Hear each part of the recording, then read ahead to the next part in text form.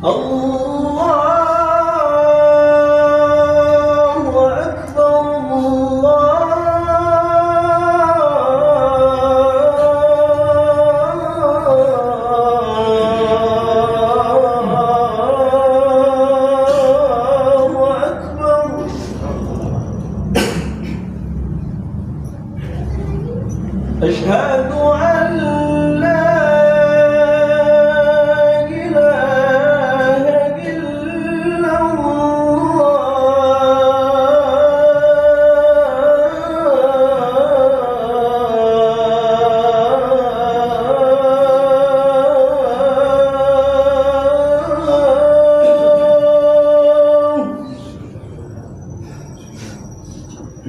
أشهد أن لا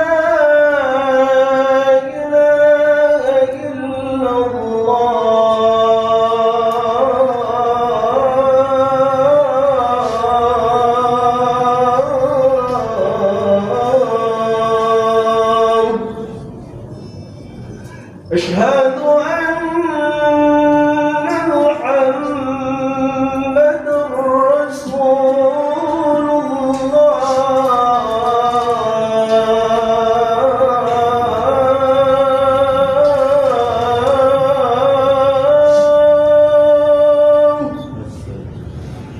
أشهد أن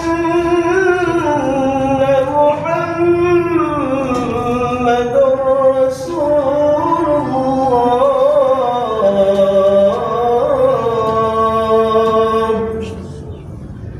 حي على الصلاة.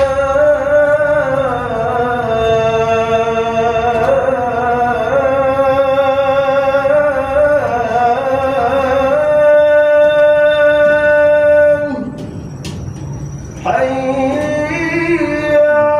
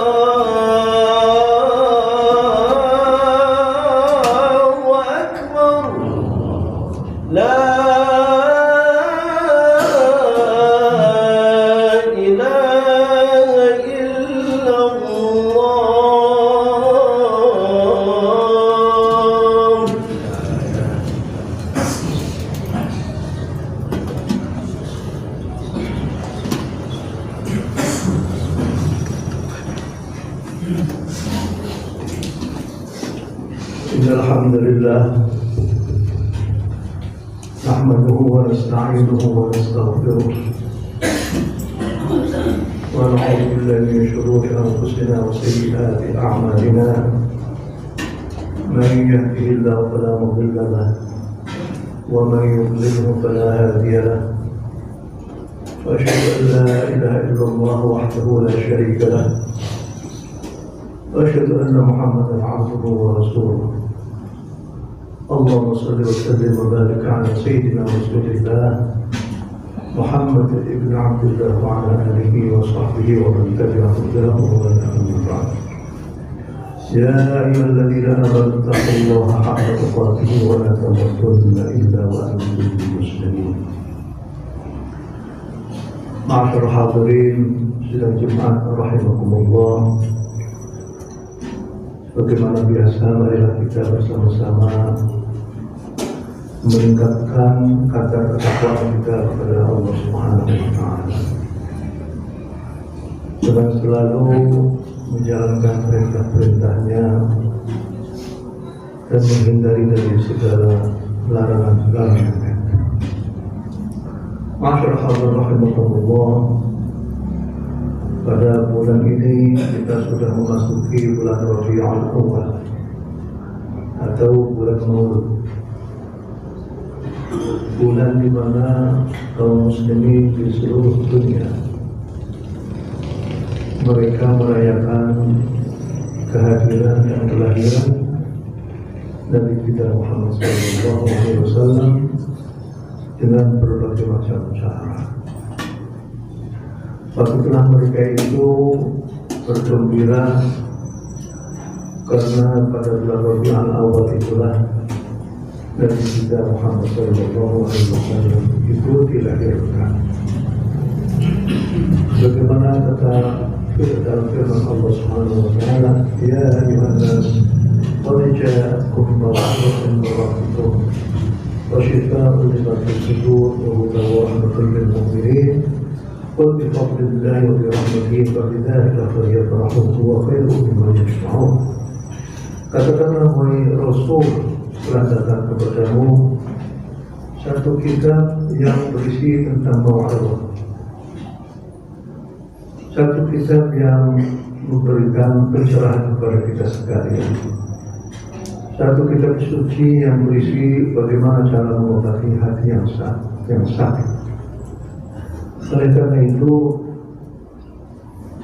kitab suci ini patut kita hargai, patut kita junjung tinggi. Dan salah satu di antara hal yang berkaitan dengan kelahiran Nabi Muhammad, bahwa Nabi Muhammad adalah merupakan rahmatan lil alamin.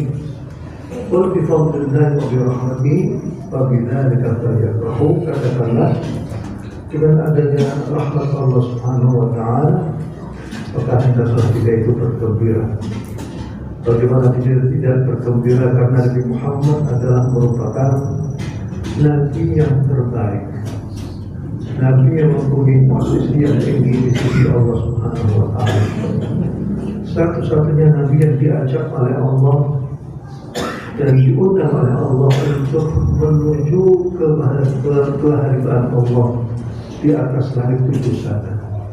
Belum pernah ada satu Nabi yang dipanggil oleh Allah secara khusus dan sendirian untuk menghadap Allah di atas langit sana. Begitu juga kita patut bergembira karena Nabi Muhammad ini adalah Nabi jenderalnya para Nabi. Kalau seandainya pada masa-masa yang lalu setiap Nabi hanya diutus untuk satu kelompok saja, seperti Nabi Hud alaihissalam diutus hanya untuk kaum Ad itu saja. Begitu juga Nabi Soleh diutus hanya untuk kaum Thamud saja. Begitu juga di negeri Madian Nabi Syuaib diutus untuk ahli Madian. Tidak demikian halnya Nabi kita Muhammad SAW diutus untuk seluruh umat manusia di dunia. Dan datangnya Nabi bukan untuk menjadikan manusia itu sengsara, tapi justru untuk menjadikan manusia itu akhirnya bisa berbahagia. Masyaallah hadirin rahimakumullah, dengan kehadiran Nabi Muhammad ini kita patut berbangga karena Nabi Muhammad itulah yang telah memberikan banyak sekali jalan keluar dalam rangka beribadah kepada Allah Subhanahu wa taala. Pada masa Nabi Muhammad inilah amal yang sedikit bisa menjadi banyak. Allah berfirman, ja'al hasanatu falahu asyru amsalha wa man ja'a bis-sayyi'ati fala yujza illa mithlaha wa hum la yuzlamun. Siapa orangnya yang berbuat baik, maka Allah akan melipat gandakan kebaikan itu menjadi 10 kebaikan. Bagaimana kalau seandainya orang itu membaca Al-Quran, yang membaca satu huruf saja menjadi mendapatkan satu pahala, dan pahala ini dilipatkan sampai 10 pahala. Bagaimana jadinya kalau seandainya Al-Quran itu berisi 231.000 huruf? Orang yang selalu membaca Al-Quran sudah tentu dia mendapatkan pahala yang berlipat ganda. Masyaallah hadirin rahimakumullah, Nabi itu adalah Nabi rahmatan lil alamin. Bukan saja untuk manusia, tapi untuk seluruh umat manusia.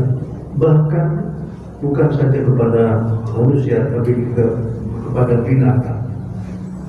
Bagaimana dia mengatakan bahwa apabila engkau itu menyembelih, maka sembelihlah dengan cara yang baik, bukan dengan cara yang brutal. Hendaklah kamu menyiapkan golok ataupun pisau dengan tajam, kemudian rebahkanlah, barulah membaca takbir dan barulah فإذا ذبحتم فأحسنوا الذبحة. Kalau seandainya kamu itu menyembelih, maka sembelihlah dengan yang baik. Nabi melarang anak-anak ataupun orang-orang itu menjadikan binatang itu sebagai pusat untuk memanah, hanya untuk main-main saja. Tidak boleh seperti itu. Begitu juga Nabi bersahabat dengan jin dan dengan syaitan, bersahabat dengan makhluk manapun juga. Pernah suatu saat Nabi itu berjalan-jalan, kemudian Nabi menemukan kotoran dari sapi, kotoran dari onta. Kemudian Nabi mengatakan bahwa ini adalah merupakan makanan bagi jin. Ini merupakan bahwa Nabi itu adalah bersahabat dengan siapapun juga, bersahabat bahkan dengan batu-batu. Nabi pernah pada suatu saat berjalan di lorong-lorong kota Mekah. Kemudian dengan salah seorang sahabat Muhammad Ali bin Abi Thalib, dan Nabi mendengarkan ada suara tapi tidak ada orangnya, yaitu suara salam. Assalamualaikum ya Rasulullah, Assalamualaikum ya Rasulullah, Assalamualaikum ya Rasulullah. Para sahabat yang bersama dengan Nabi, mereka itu celingkukan. Dari mana suara itu? Nabi kemudian mengatakan, Ma min syajarin wala madarin wala hajarin illa wa ya'lamu anni Rasulullah. Tidak ada suara dan tidak ada satu batu ataupun pepohonan kecuali mengetahui bahwa aku adalah Rasulullah Sallallahu Alaihi Wasallam.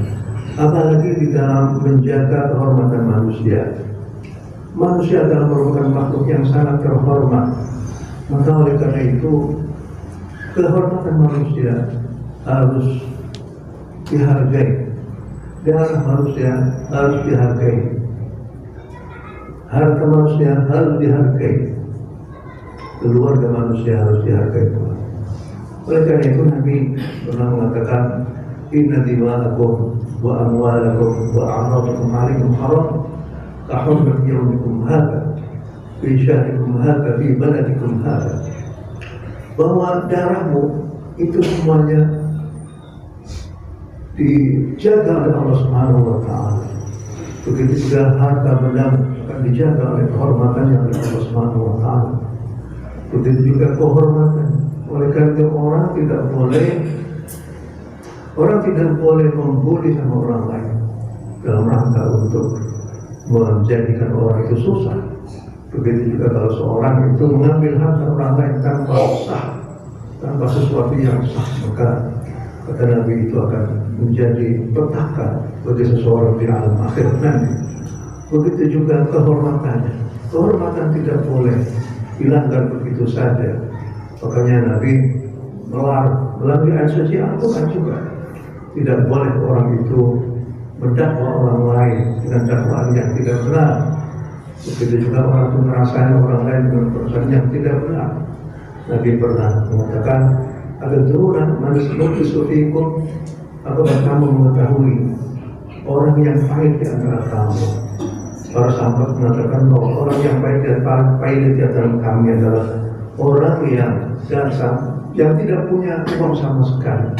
Kata Nabi, orang yang pahit itu adalah orang yang datang pada hari kiamat. Dia membawa dengan kebaikan, dia telah haji, telah sholat, dan lain sebagainya.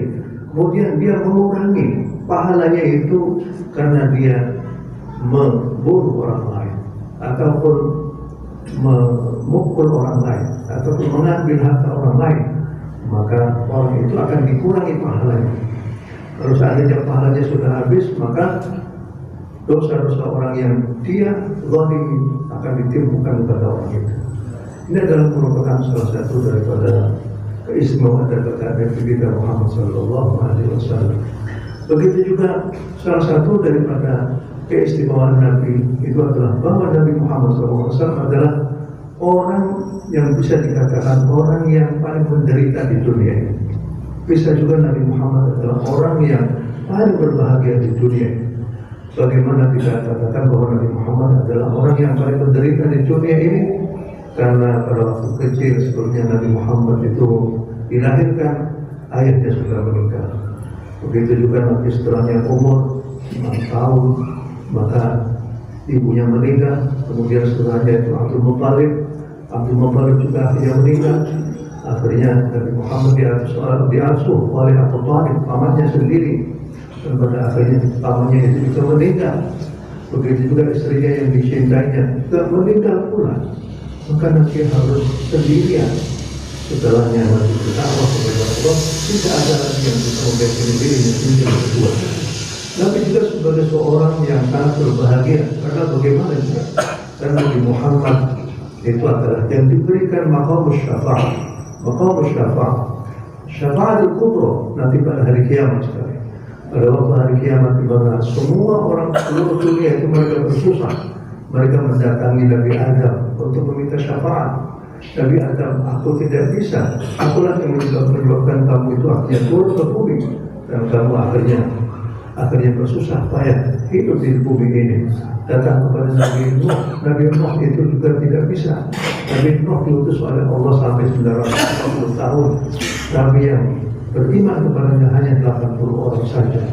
Maka Nabi Nuh tidak bisa memberikan syafaat. Kemudian datang kepada Nabi Ibrahim, begitu juga. Datang kepada Nabi Musa, itu begitu juga. Datang kepada Nabi Isa, begitu juga. Ketika pada waktu datang kepada Nabi Muhammad SAW, beliau mengatakan, akulah yang diberi hak oleh Allah untuk memberikan syafaat kepada kamu sekalian. Masyaallah rahmatullah.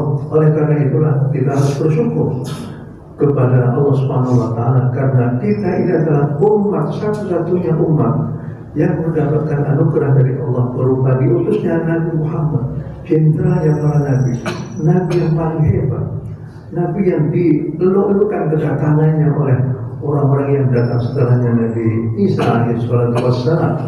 Dia adalah merupakan salah satu kebanggaan kita bahwa kita mempunyai Nabi Muhammad. Lalu bagaimana rasa syukur kita kepada Nabi Muhammad SAW? Salah satu bentuk rasa syukur kita kepada Nabi Muhammad adalah meningkatkan kecintaan kita kepada Nabi Muhammad. Bagaimana caranya agar supaya kita itu selalu memperbanyak salawat kepada kanjeng Nabi. Kata kanjeng Nabi, "Aktsiru minas shalat ala yaumil jum'ah, fa inna salatakum tablughu min haitsu kuntum." Perbanyaklah olehmu membaca salawat dan salam kepadaku pada hari Jumat. Pada hari Jumat inilah hari yang akan terjadi, hari kiamat. Oleh karena itu, siapa orangnya yang membacakan salam kepada kanjeng Nabi, Allah akan membalasnya 10 kali lipat lagi daripada bacaan kita. Man shalla alayya marratan sallallahu alaiha biha asyra. Siapa orang yang membacakan salam dan salam kepadaku 1 kali saja, maka Allah akan membalasnya sampai 10 kali. Oleh karena itulah, mari kita sebagai umat Nabi Muhammad, kewajiban kita adalah memberikan pelajaran kepada anak-anak kita. Ceritakanlah kepada anak-anak kita tentang sejarah Nabi kita Muhammad SAW. Bagaimana Nabi Muhammad betul-betul memperhatikan umatnya itu, mulai dari anak kecil sampai kepada orang dewasa, sampai kepada orang tua, kepada kaum perempuan, kepada siapapun juga. Nabi itu mempunyai perasaan iba dan ingin agar supaya umatnya Nabi Muhammad itu semuanya masuk surga. Nabi pernah berkata bahwa aku tidak rela apabila ada satu umatku yang masuk neraka. Ini adalah merupakan salah seorang pemimpin yang terhebat di dalam sejarah. Tidak ada seorang pemimpin yang membimbing, yang memperhatikan umatnya melebihi daripada kanjeng Nabi Muhammad SAW. Sebelumnya Nabi Muhammad itu meninggal, yang selalu ucapkan ummati, ummati, ummati, ummati. umatku, umatku, umatku. Karena pada suatu saat malaikat Jibril tidak sabaran melihat kondisi Nabi Muhammad yang selalu dicemooh oleh orang-orang Quraisy. Bahkan ada di antara mereka ingin membunuh Nabi Muhammad SAW. Kemudian malaikat Jibril menawarkan kepada Nabi Muhammad, bagaimana wahai Rasul, aku ambil saja itu, angkat dua bukit yang ada di Mekah ini, akan aku timpukkan kepada penduduk Quraisy itu. Aku kata Nabi, biarkan saja, aku masih menanti. Mungkin saja di antara anak-anak mereka ada orang-orang yang akhirnya beriman kepada luar biasa. Sementara mereka Jibril itu sudah geram, tidak sabar melihat perlakuan orang terhadap Nabi Muhammad. Ternyata Nabi Muhammad mempunyai hati yang luas sekali, mempunyai optimis yang luas sekali, sehingga Nabi ingin agar supaya kalau seandainya sekarang ayah mereka masih seperti itu, maka aku harapkan anak-anak mereka tidak lagi seperti ayahnya. Dan ternyata banyak di antara para orang-orang yang dahulu memusuhi Nabi, seperti Khalid bin Walid, mempunyai ayah namanya Al-Walid. Al-Walid itu ternyata anaknya yang berubah. Walid Khalid bin Walid akhirnya menjadi Saifullah Al-Maslul, yaitu pedangnya Allah yang terhunus. Begitu juga anaknya Abu Jahal, itu akhirnya muncul anak-anak yang akhirnya beriman kepada Nabi, dan mereka menjadi sahabat Nabi yang bagus. Ini adalah merupakan salah satu daripada jasa-jasa Nabi kita Muhammad SAW. Begitu juga salah satu bentuk rasa syukur kita kepada Nabi Muhammad SAW adalah mengikuti jejaknya, menjadikan Nabi Muhammad menjadi tolak ukur bagi kebaikan sesuatu. Nabi memerintahkan kepada kita untuk bersiwakan, karena siwak itu akan bisa menjadikan gigi manusia. Begitu juga Nabi memerintahkan kepada kita untuk selalu bersih, dan salah satu di antaranya adalah mengajak kepada kita untuk selalu jujur. Nabi mengatakan, "Alaikum bisidqi, fa inna sidqa yahdi ilal birr, wa innal birra yahdi ilal jannah, wa ma zala ar-rajulu yasduqu wa yataharra sidqa hatta yattaba'a an-nabiyya siddiqa." Jadilah kamu itu menjadi orang yang jujur, dan berusaha kamu selalu menjadi orang yang jujur. Kalau orang itu sudah berusaha sekuat tenaga untuk menjadi jujur, maka dia menaik martabatnya yang tadinya shadiq menjadi siddiq. Kalau shadiq itu orang yang jujur, kalau siddiq itu adalah merupakan orang yang benar-benar jujur. Dan orang yang jujur itu ditempatkan di mana saja, menjadi orang yang disenangi oleh siapapun juga. Menjadi kepala kantor, menjadi presiden, menjadi menteri-menteri, menjadi gubernur. Kalau dia itu jujur, maka akan disenangi oleh masyarakatnya. Dan orang yang jujur itu akhirnya ditempatkan oleh Allah Subhanahu wa taala di dalam surga, sebagaimana firman Allah, "Wa may yuti'illahu ar-rasul fa ulaika ma'al ladzina an'ama Allahu 'alaihim minan nabiyyin was-siddiqin wasyuhada'i was-shalihin." Minan nabiyyin was-siddiqin, yaitu setelahnya Nabi adalah orang-orang yang betul-betul jujur. Pada masa sekarang ini kita menghadapi berbagai macam persoalan, dan salah satu persoalan adalah ketidakjujuran orang masyarakat, sebagian masyarakat itu. Kita lihat misalnya di beberapa kota, apakah di Australia ada satu toko tidak dijaga oleh siapapun. Memang ada wifi itu saja, ada CCTV saja, tidak ada orang. Orangnya semuanya jujur, mengambil barang, kemudian dia itu membayar sendiri, kemudian sudah diberikan begitu saja. Dan ternyata itu bisa. Itu orang yang non-muslim itu saja mampu untuk menciptakan kejujuran, dan itu akhirnya menyebabkan orang-orang di daerah itu menjadi daerah yang aman, menjadi daerah yang bagus. Kita harus mengakui bahwa banyak di antara sifat-sifat nilai-nilai yang ditanamkan oleh Nabi itu akhirnya dibawa oleh orang-orang yang non-muslim, apakah di Jepang, di Korea Selatan, ataupun di Kanada, di Australia, di Afrika, dan lain sebagainya. Itu adalah merupakan nilai-nilai yang ditinggalkan oleh Nabi kita Muhammad SAW. Oleh karena itu, sebagai salah satu kesyukuran kita kepada Nabi Muhammad, hendaklah kita pelajari satu persatu sifat-sifat Nabi Muhammad, kemudian kita ajari kepada anak-anaknya, agar supaya setiap malam Jumat anak-anak dibawa menuju ke kamar, dikasih tasbih, jangan kamu itu akhirnya Jangan sampai kamu itu akhirnya tidak membaca sholat dan salam pada hari Jumat ini. Itulah yang harus kita tanamkan kepada anak kita, bagaimana kita anak-anak kita bisa akhirnya bisa cintai kepada Nabi Muhammad SAW. Dengan demikian kita melewati bulan Maulid Nabi ini, kita membawa oleh-oleh yaitu berupa kita bisa meniru, mensuri taulatan kepada Nabi kita, kepada kita sekalian. Dan dengan kita itu kita menjadikan rating kita dalam kehidupan menjadi semakin naik, ketakwaan kita kepada Allah menjadi semakin naik, kecintaan kita kepada Nabi Muhammad adalah semakin naik, dan begitu juga anak-anak kita akhirnya menjadi mensuri tauladanin pada Nabi kita, Nabi yang besar dalam sejarah umat manusia. Masyaallah hadirin rahimakumullah, ibadallah. يا أيها الذين آمنوا اتقوا الله حق تقاته ولا تموتن إلا وأنتم مسلمون. لقد كان لكم في رسول الله أسوة حسنة لمن كان يرجو الله اليوم الآخر وذكر الله كثيرا.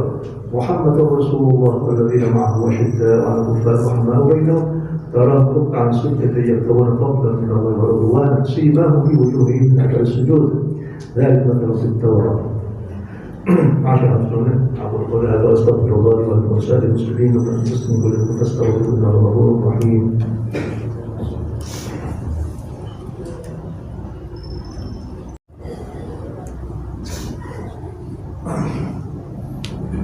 الحمد لله رب العالمين ولا عاقبة للمتقين ولا عدوان إلا على الظالمين. أشهد أن لا إله إلا الله وحده لا شريك له أشهد أن محمدا عبده ورسوله أرسله الله تعالى بالحق بشيرا ونذيرا بين يدي الساعة. من يطع الله ورسوله فقد رشد ومن يعص الله ورسوله فلا يضر إلا شيئا ولا يضر إلا نفسه. عباد الله اتقوا الله حق تقاته ولا تموتن إلا وأنتم مسلمون. ثم صلوا على نبيكم نبي الرحمة الرحمن المهدى وأخبركم بذلك في كتابه الكريم فقال عز وجل قائل إن الله وملائكته يصلون على النبي يا أيها الذين صلوا عليه وسلموا تسليما. اللهم صل وسلم وبارك على سيدنا محمد. اللهم صل على سيدنا محمد وعلى سيدنا محمد كما صليت على سيدنا إبراهيم وعلى سيدنا إبراهيم في العالمين إنك حميد مجيد. وارض اللهم عن الخلفاء الأربعة أبي بكر وعمر وعثمان وعلي وعن بقية الصحابة والتابعين ومن تبعهم بإحسان إلى يوم الدين. اللهم اغفر للمؤمنين والمؤمنات والمسلمين والمسلمات الأحياء منهم والأموات. ربنا تقبل منا إنك السميع العليم وتب علينا يا مولانا أنت التواب الرحيم. ربنا آتنا في الدنيا حسنة وفي الآخرة حسنة وقنا عذاب النار. عباد الله إن الله يأمر بالعدل والإحسان وإيتاء ذي القربى وينهى عن الفحشاء والمنكر والبغي يعظكم لعلكم تذكرون. فاذكروا الله يذكركم واشكروه على نعمه يزدكم ولا تكفروا ولا تذكروا الله أكبر والله يعلم ما تصنعون.